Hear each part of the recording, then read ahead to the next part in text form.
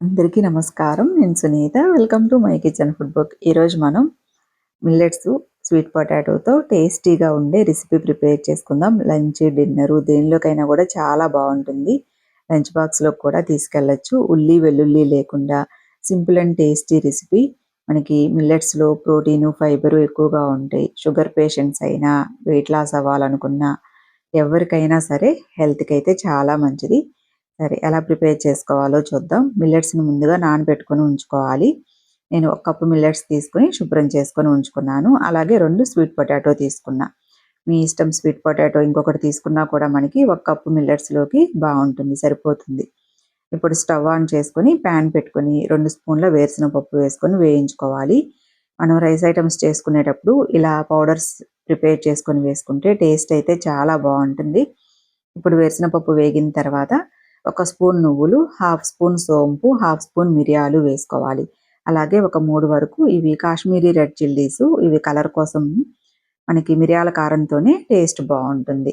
ఇవన్నీ వేగిన తర్వాత ఇప్పుడు చల్లారించుకొని చక్కగా మిక్సీ జార్‌లో తీసుకొని మెత్తగా పౌడర్ చేసుకొని పక్కన పెట్టేసుకోవాలి. ఇప్పుడు అదే ప్యాన్‌లో ఆయిల్ వేసుకొని ఆయిల్ వేడెక్కిన తర్వాత కొన్ని ఒక చిన్న కప్పుతో జీడిపప్పు వేసుకోండి. జీడిపప్పు ఇందులో మనం ఉల్లి, వెల్లుల్లి వేయట్లేదు కదా! జీడిపప్పు వేసుకోండి, టేస్ట్ బావుంటుంది. అలాగే స్వీట్ పొటాటోని ఈ విధంగా కొంచెం మీడియం సైజ్ ముక్కలుగా కట్ చేసుకొని వేసుకొని, కొంచెం కరివేపాకు వేసుకొని, ముక్కలకి సరిపడా కొంచెం ఒక పావు స్పూన్ వరకు ఉప్పు వేసుకోవాలి. మీడియం ఫ్లేమ్‌లో పెట్టుకొని ఈ ముక్కలు మనకి కొంచెం కలర్ చేంజ్ అయ్యి పొడి పొడిలాడుతూ ఉండేలా వేయించుకోండి. స్వీట్ పొటాటో మనకి చాలా తక్కువ టైంలోనే కుక్ అవుతుంది. ఎక్కువ టైం పట్టదు.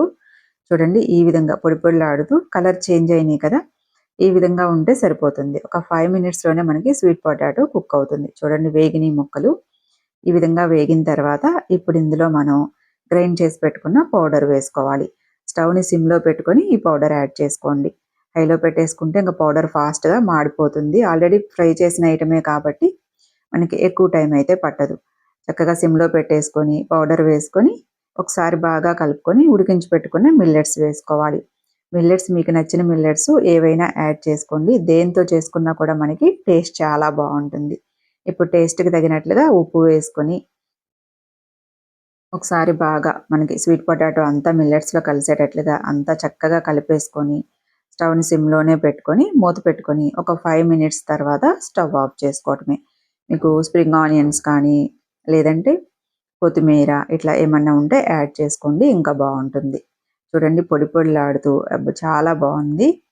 టేస్ట్ కూడా చాలా బావుంటుంది. ఎవరైనా తినొచ్చు. చక్కగా మనకి పిల్లలకు కూడా లంచ్ బాక్స్‌లోకి ఇచ్చేయొచ్చు. పెద్దవాళ్ళైనా, పిల్లలైనా లంచ్ బాక్స్‌ల్లోకి తీసుకెళ్ళొచ్చు.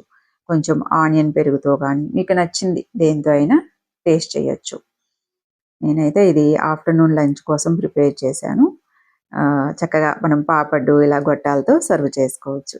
టేస్ట్ అయితే చాలా బావుంటుంది. మీరు కూడా ఒకసారి ట్రై చేయండి.